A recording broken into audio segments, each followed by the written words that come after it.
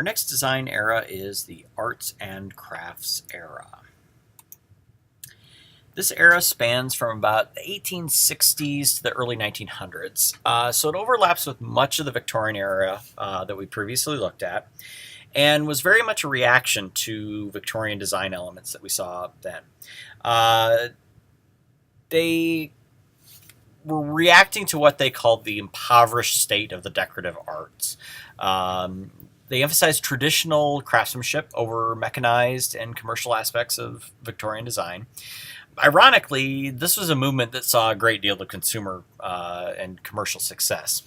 That's how these things tend to go. On the European side of this movement were a couple of standout individuals. The first is John Ruskin. He was a staunch critic of the Victorian era. He wrote about politics and economics, natural science, art, and lots of other topics. He was very much a cross-genre kind of guy. He probably would have made a very good IDS major. He was one of the first to write about what we would now call environmentalism. Sustainability and the importance of human craft were common topics for him in his writing.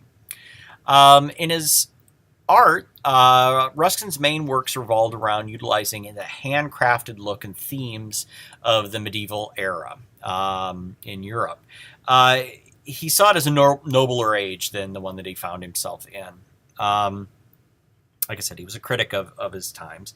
He used a great deal of ornate and painstaking detail in his works, trying to evoke that feeling of the pre-mechanized world.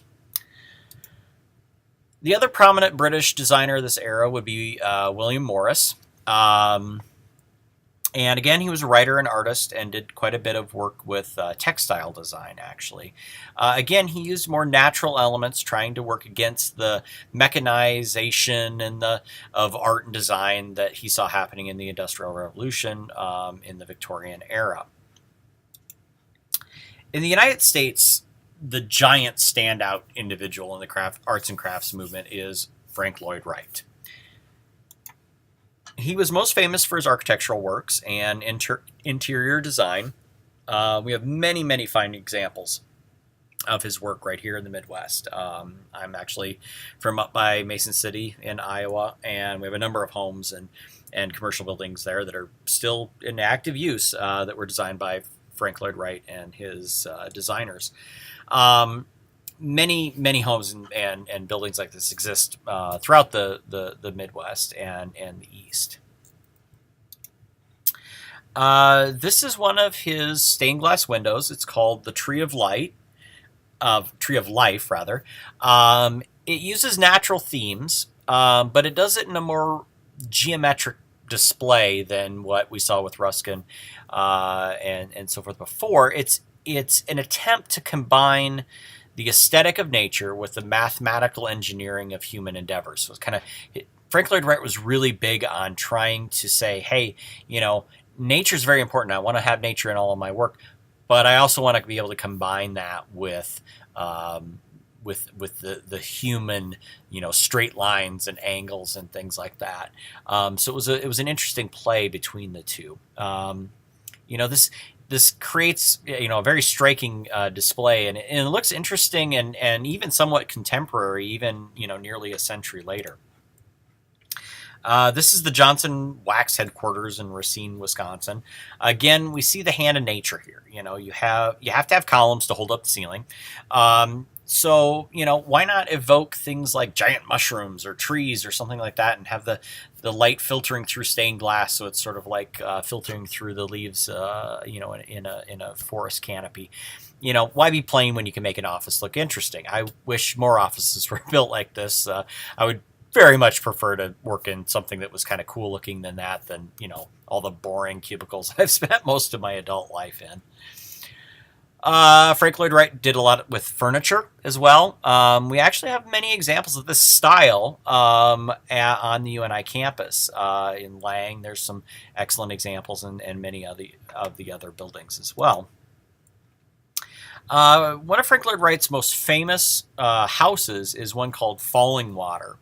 And it really does seem to grow from its environment. Even though it's these very, straight lines and right angles and so forth, it fits within that spot. It feels natural. It feels as if it could have grown from that spot. There's actually a stream that you see in the picture that actually flows through part of the, underneath part of the house. It's just a fascinating building and wonderfully well executed. There is a video that I have embedded in this section on e-learning. There's also a link here. This is done by Cristobal Villa. I'm not sure if I'm pronouncing his name correctly, but it shows how it's an animation that he did, and it shows how falling water is integrated into its environment, and you can see, how it's supposed to sort of grow from that environment by, having computer animation actually make it grow from that environment. So please watch that video after you are completed, after you've completed watching this video lecture.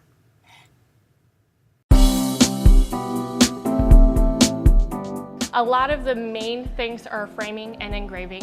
They're big sellers, and woodshop as well. We also do the store. We offer cake decorating classes. We offer pottery classes. We do the ceramics. It's something that families can come do, but it's also something that a single soldier can come do. And even if you don't feel like you're good at it, it still can be an outlet.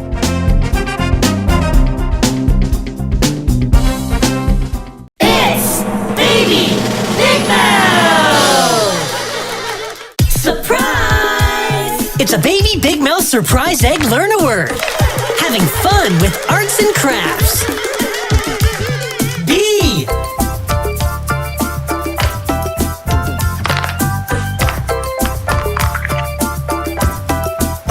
U.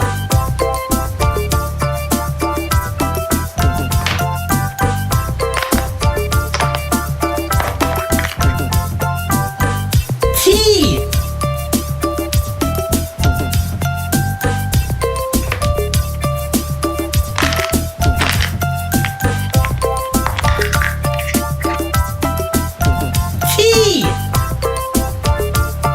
T.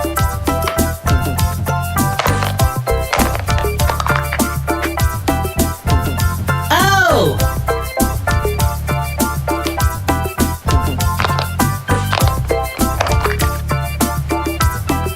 N.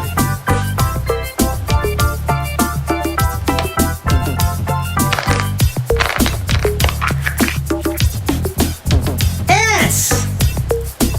And what's that spell? Buttons. B. U. T. T.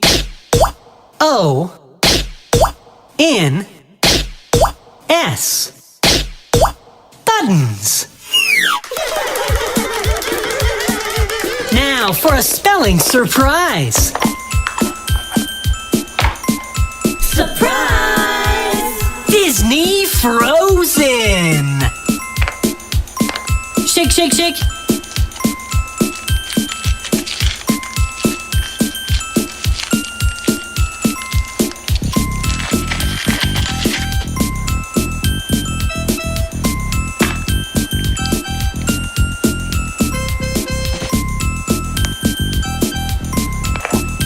Pop.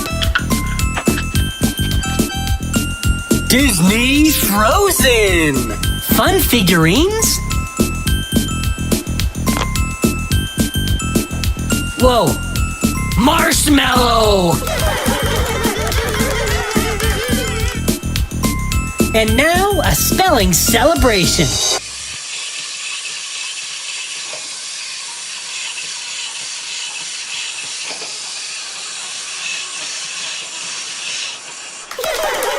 Thanks for cracking us up.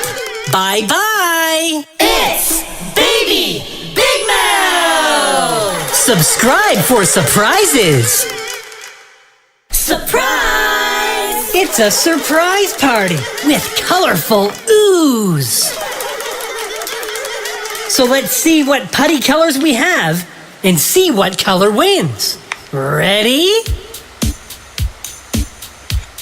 Purple!